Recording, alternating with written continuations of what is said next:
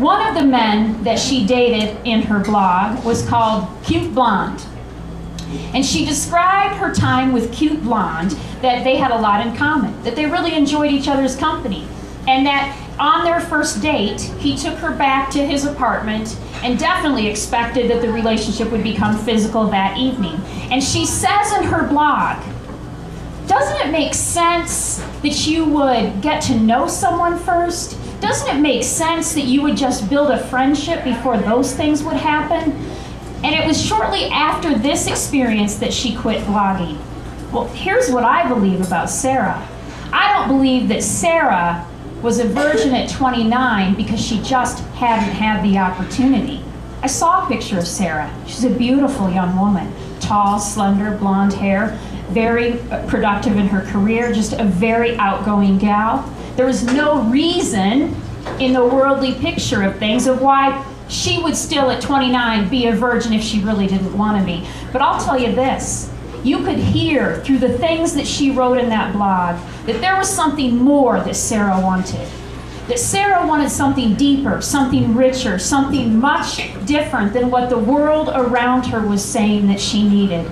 And after several months of listening to cheesy pickup lines and ways to make her body look hot, Sarah shut it off. Because I think Sarah knew something that a lot of those other people didn't know, is that sex is a big deal. And that intimacy with another person isn't just something to just take so lightly.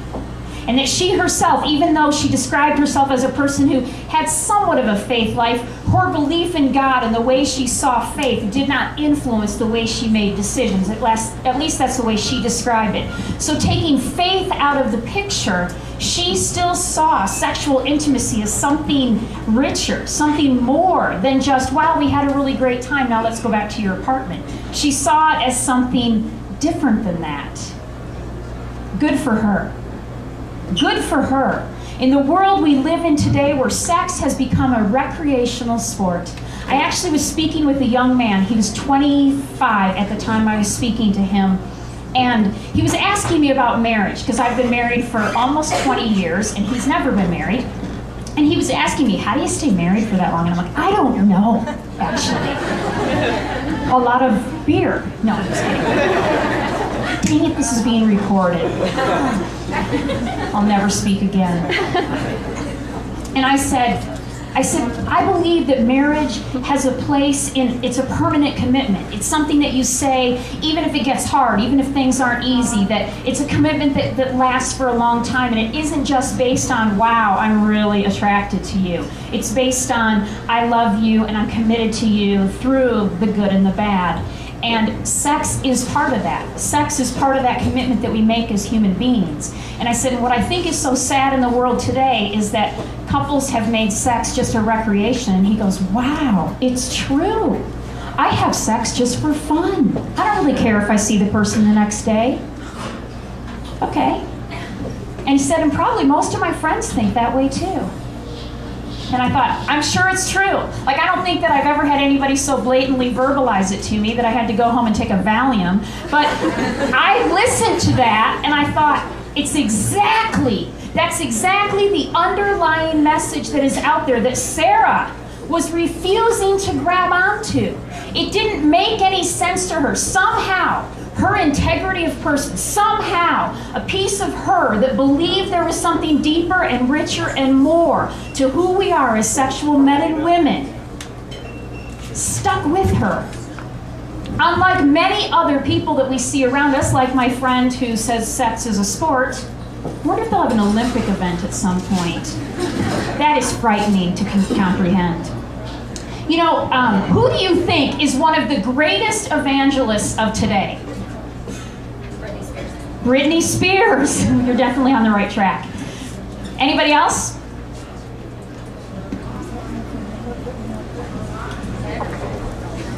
How about this? How about Hugh Hefner? Hugh Hefner, founder and owner of Playboy. Now, I'm sure you would say, why do you think he is an evangelist? But it's that same idea. Hugh Hefner is an evangelist. An evangelist is a person who is a strong, enthusiastic advocate for something. And Hugh Hefner certainly is an advocate. Hugh Hefner was asked in an interview once, why Playboy? Why did you start an organization like Playboy? And he said, because I grew up in a home where there was no affection. There were no hugs. There were no kisses. Our bodies were considered sinful. My parents were very Puritan in their religious beliefs, and that sex was dirty and ugly. And my reaction to that was to go the exact opposite. So the life that Hugh Hefner has chosen to live was based on what? It was based on the natural, innate hunger that we all have to be loved, to be told that we're worth something, to be touched, to be held. Those are the innate things that are inside of us. St. Augustine said it beautifully when he said, our hearts were made for you, Lord, and our hearts are restless until they rest in thee. The very hunger inside of Hugh Hefner is what drove him to create an organization that would constantly surround him with affection, constantly surround him with people who are willing to touch him, to be near him, to give him an ego build in terms of what he was doing with his life. It was everything he felt that he had been deprived of, and free sex. The idea of sex being dirty and ugly and hidden away, to sex being a gluttonous affair, to whatever degree we want to participate in this, to whatever capacity, and has made it, if you look at what Hugh Hefner has brought to our world, he has made pornography mainstream. He has made pornography a normal, everyday occurrence. How many reality shows does he have going on right now? How often do you flip a channel and you see a bunch of movie stars at the Playboy Mansion? He has created a world where pornography is no longer hidden.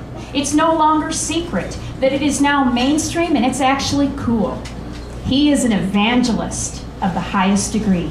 And he has convinced our culture that sex, in order for it to be a good thing, should be free and should have absolutely no consequences.